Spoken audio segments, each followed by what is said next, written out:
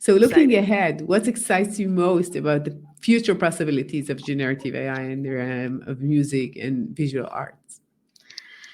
Wow. Um, I'm gonna be a little bit like boring. I think what excites me is like making this Wild West kind of landscape a little bit less Wild West. Like I think that's going to be the key, because if we're able to kind of regulate and protect and I think that within the realm of video, there's just a lot of like things that concern me. Like I think about deep fakes, and I think about like copyright infringement, and I think about plagiarism, and I think that what excites me the most is that we as builders and entrepreneurs are actually being very mindful of that. And I think that a lot of builders during like the social media age and during the internet age didn't know to be that mindful. Like they were just building. They went with the technology, and like they were like because they didn't really stop to think, where can this take us? Like, is there a possibility that this can take us to a bad place? And I think that the conversation now is so much more evolved, not just like from the side of the regulators, which is always to be expected, but also from us as people, just me and you, like the consumers of this, and also the creators of this, like the entrepreneurs. I think everybody that I'm talking to in this space is really interested in that, like in how do we build something responsible AI, and not just see where it goes and hope for the best. So I think that excites me. I think innovation that ties in with responsibility can bring a lot of good.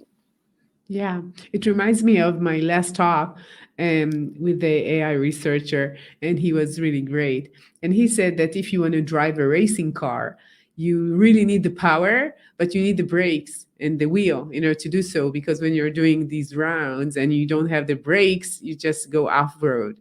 So I think it's very similar to what you're saying, and the ability to really know exactly what we want to achieve and go there, and not just try everything and see, oh, this is where we got to in the end.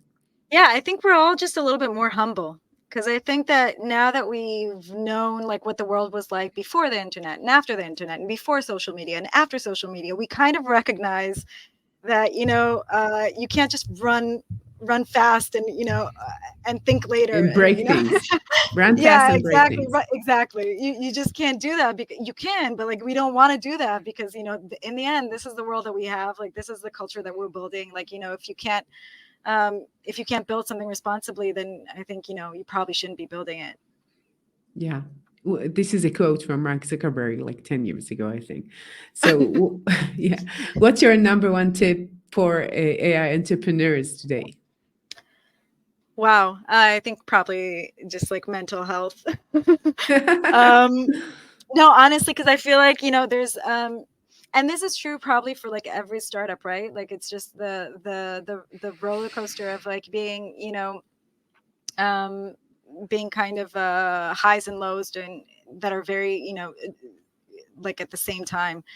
But I think that within the realm of generative AI, I think that there's also like even more so. Like it's just because things are moving so quickly, and because there's not a lot of clarity about where things are going, and things can also be like very sudden, and you have to respond really quickly.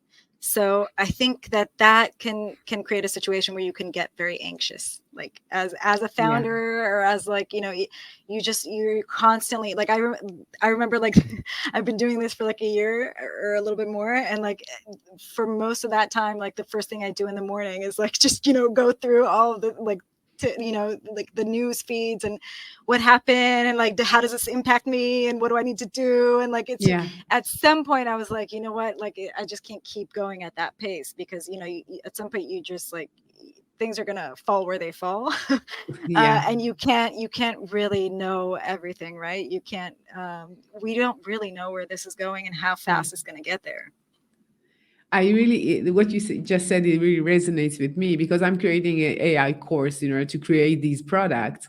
And at the beginning, I like each day I wanted to be up to date, and I read all these like news on Twitter and what's going on, and I read so much, and then I said, okay, just a minute, I want to read somewhere.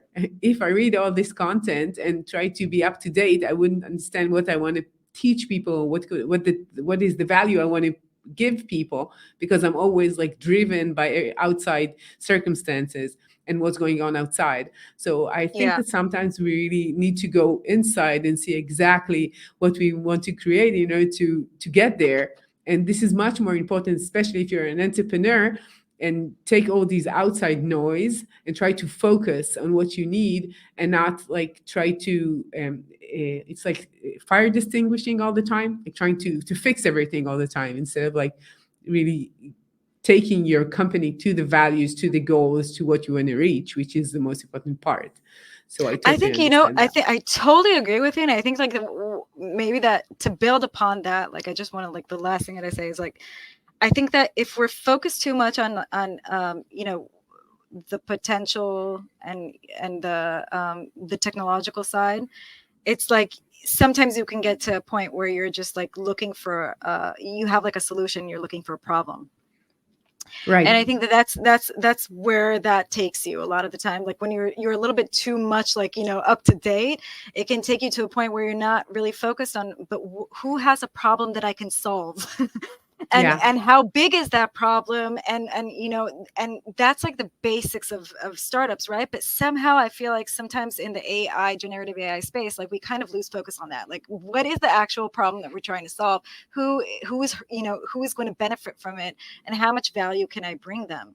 And I think maybe just to sum up, like I think there's like a great quote, I don't remember by who, but like some startup guy about a job to be done, like if you can only deliver like 10% of that job to be done that person needs to do, then that's probably not going to be enough. You have to like think of a holistic solution. So if you're just building something that's going to solve just a fraction of somebody's problem, you might want to start thinking about how are you going to solve a bigger, the whole thing. So yeah, I think that's Yeah. Okay, so we've done that.